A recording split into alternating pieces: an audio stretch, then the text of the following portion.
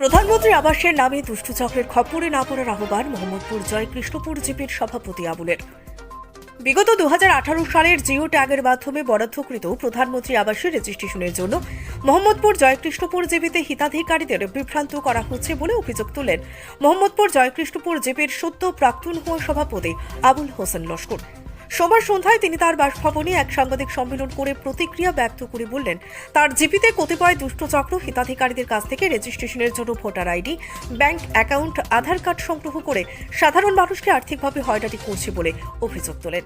তিনি আরও জানান, 2022 সালের সেপ্টেম্বর এবং অক্টোবর মাসে সরকারি নির্দেশে জব কার্ড লিঙ্ক করতে পঞ্চায়েত বিভাগ সমস্ত নথিপত্র সংগ্রহ করে, যা বর্তমানে জিপি সচিব জিপিসির কাছে মজুদ রয়েছে।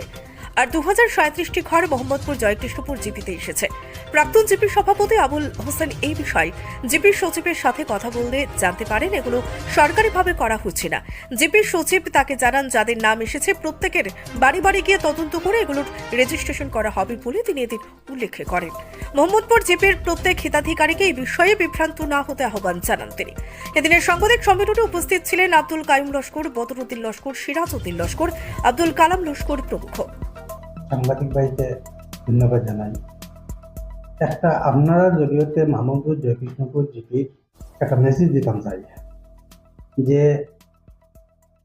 প্রধানমন্ত্রী আবাস যোজনা যেটা লিস্ট আইছে, লিস্টটাও আপনারা দিয়া দিন, কিন্তু এই লিস্টের মাঝে কিছু দুষ্টচক্র একটা কিতা করে যে ডকুমেন্ট, ভোটার আইডি, আধার কার্ড, ব্যাংক অ্যাকাউন্ট কইয়া কিছু পয়সাও লইতে কালেকশন করতে চায়, কিন্তু এটা একদম ভিত্তিহীন, মিথ্যা। কারণ হইল কি 2022 ইংরেজি অক্টোবর মাস, সেপ্টেম্বর অক্টোবর আমরা এটা অলরেডি জব কার্ড লিঙ্ক করার লাগে ডকুমেন্ট লওয়া হয়েছিল, সরকার বাহাদুরি অর্ডার দেওয়া হয়েছিল, এটা আমরা লিঙ্ক করা নিয়ে দিছে। অলরেডি ডকুমেন্টটা সেক্রেটারি বা জিপিসির কাছে আছে। এটা সেক্রেটারিও আমি আজকে সেক্রেটারির লগে যোগাযোগ করা বাদে তাই বলছেন এটা আমরা জিপি থেকে লওয়ার না, এটা যারদারি পাবলিকে লর, আপনি এটা সবরে সজাগ করে দেয়। তারপরে আমি জিপিসির লগেও আলোচনা করছি, জিপিসির লগেও আলোচনা করার পরে জিপিসিও কইছে সব ডকুমেন্ট আমার কাছে আছে, জাস্ট অর্ডারটা আইছে যে এই যে লিস্ট অনুমানিক 2137 বা 38টা ঘর আছে লিস্ট অনুযায়ী, এই লিস্টর এই সব ডকুমেন্ট আমার কাছে আছে। জাস্ট অর্ডার আইছে যে এটা রেজিস্ট্রেশন করা লাগে, সব এক লগে রেজিস্ট্রেশন হইব, এটা কেউ কোনো ফাঁকি রেক্টরের কোনো ডকুমেন্ট দেওয়া লাগতো না।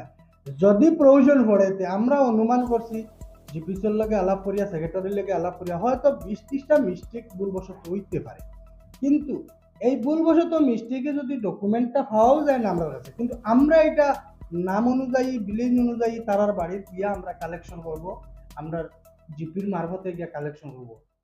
এটার লাগি কোনো মানুষের বিভ্রান্তি হওয়া লাগতো না, কোনো ডকুমেন্ট দেওয়া লাগতো না। আপনারা জড়িয়তে আমার জিপির সব জনসাধারণকে অনুরোধ করিয়া আপনারা এটার লাগি কোনো বিভ্রান্তি হতো না, এই লাগিয়ে আমি একটা প্রেস মিট রাখলাম।